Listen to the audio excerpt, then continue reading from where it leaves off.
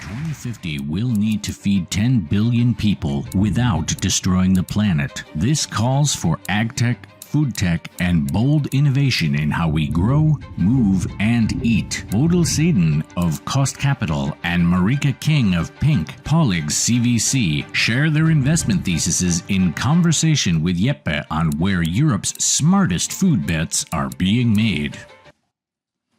We're shaking it up a little bit. We're standing up. If you feel like standing up, you can do the same, but it's just shaking it up, right? Here we go live, right? Bodil, right? You have launched Kost Capital to fund better food for more people, leveraging both a VC fund, but also a test kitchen. How is that dual structure helping you? I mean, food is so different. We have to eat it, it's culture, it's so many elements that you can't just sit in a spreadsheet and sort of make a few sort of breaths. So we decided to have our own studio. We have a Michelin chef on the team, a gastrophysicist. We even have a food historian because there's quite a lot of regulatory stuff around food. So you should come and visit us in Frederiksberg. We have a test kitchen. Every time I get my morning coffee, there's something being fermented on the stove. It's pretty awesome. So we're basically rethinking the venture model because food is basically different. Yeah. Marika, welcome. Thank you. PINC invests from within Paulig's deep operational capabilities, right? And for me, Paulig is Santa Maria d'Ordelia chips. Yeah. That's how I go about it, right? How does acting both as a strategic partner and a venture investor enable meaningful acceleration for you? Yeah. So when PINC was launched in 2018, one of the reasons was that we were going to speed up innovation in the mothership. And I thought, how the hell are we going to make that happen? But the truth is that it actually works, and it's fascinating to watch. And I think the reason is that, you know, whenever we come as a venture unit to say to the core, oh, can you please help evaluate this startup? You know, we want an answer within 3 weeks, not 2 years that it normally takes, which means that it actually speeds it up. So that's pretty cool. And then, of course, when we invest, we don't invest in all the stuff that we look at. When you have invested, there is a stronger commitment to collaborate. And oftentimes that means that we become a customer, which is, of course, super valuable to the startup, but it also helps the adoption of all the impact that we want to see, because we only invest in impact-related sort of cutting-edge technologies. Yeah. Keeping it with you, Marika. Yeah. Some of our early discussions when I worked as a CVC was also how to set up, right? You have ended up with an evergreen fund. Yeah. How does that help you, play the long game? I mean, it does help in the kind of sense that we have more flexibility than the standard VC model. Because, in particular, we don't have, after 2 years, to say, oh, we don't do early stage investing anymore because we're at the end of our fund cycle. Having said that, I mean, we co-invest with VCs the whole time, and we need to be aligned with those guys and the startups. We also, I mean, to be fair, have to get some exits at some point. We're just in our second 5-year mandate, and if we don't see any exit within those 5 years, I will be one of the ones looking for jobs. So I think that's pretty fair to say. You can join us. Yeah. Bodil, you have said, under promise, over deliver. And you favor founders that, truly execute, What do you look for in those founders, right? I mean, it's easy to say as a VC, as a fat cat sitting and sort of having, but sort of I think execution is really key.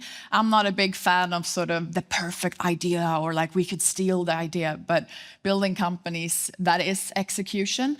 And I think I haven't met a founder still that have focused too much on the market or too much on the customers. It's always that the product gets too obsessed about and you go to market way too late. I had a little bit of a few weeks off this summer. It was nice, but that always leads to weird ideas. And I like consumer and I like fashion. So I sort of started talking to my friends about what if I maybe should produce these watch rings, if you remember them from the 90s. You have a little analog watch and it looks like a ring. It's pretty cool in Gen Z. And I think all of my friends shot it down after like 1 second. No demand. If I would ask you to raise your hand if you would buy a watch ring, I'm not sure you would actually do it. So I think that's sort of a good way to start about it and sort of ask your customers, go out, be obsessed, iterate your product. And the founders that do that, I think you can spot that pretty early. Can you share a little bit of the secret sauce from Kost Capital, right? Because you have that test kitchen. So how is due diligence on the product? I mean, Is that, deciphering the product, looking what's in, tasting? Is that how you go about it? I mean, I started business and I'm very comfortable in like Excel and all of that. But sort of when it comes to food engineer and like enzymes and strains and stuff, people can tell me basically anything. And it would be quite difficult to make the diligence.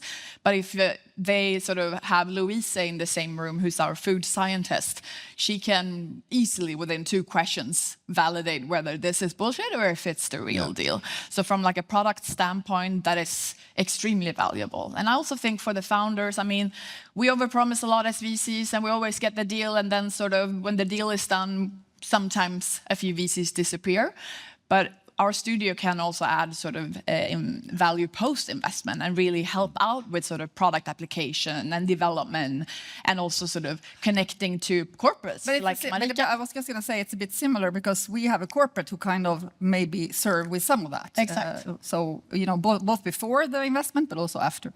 And I think for us, I mean, working with partners like Marika, I think CVC sometimes get a little bit of a bad reputation. I think that because some sort of investment managers has been a little bit too greedy on the terms. They want to have like exclusivity and stuff, but there are actually really good ones. And I think for us, it's really, really nice to have Marika to validate, like, okay, what does actually Paulig think about this? Is there a demand? So if it's pre-seed, that's also a way of sort of exploring whether there's actually demand for a product. Marika, what are you looking for at the moment? What is the most urgent opportunities right now as you see it? Yeah, because we're sort of impact-driven, but also obviously financially driven and strategically. But these are the 3 things we're dealing with. I mean, food system is like 25% of climate emissions. Not a lot of people know that. So when you talk about climate tech, a lot of people talk about energy and whatnot, but they don't forget about food. So all the climate people, please think about agri-food. So there's also 2 resources that we really, really have to be careful about, and that is soil and water. So sustainable agriculture at the root, we are looking for supporting green fertilizers, biocontrols to get rid of the chemicals, looking at smart water solutions, stuff like that. And if I can mention one more, because I know our time is limited, I could talk about this forever, because we look pretty broad across the whole agri-food value chain. But like the company that can invent the plastics that is not plastics. So for packaging, the material that acts and functions like plastic in terms of circularity, but is actually biodegradable. Mm-hmm. That is the holy grail of food packaging. Bodil, during the past week, you released your latest investment in a mass. Danish. AI, of course. Yes. But what's next? Is that still where you are? What are you looking into? I mean, I think the whole AI space and the enabling technology space is super important for food, because food is you put an ingredient in the steel tech and then you wait for the lab and then it fails and then you do it again. And that's why it's quite costly and why it's difficult to get the unit economics to work.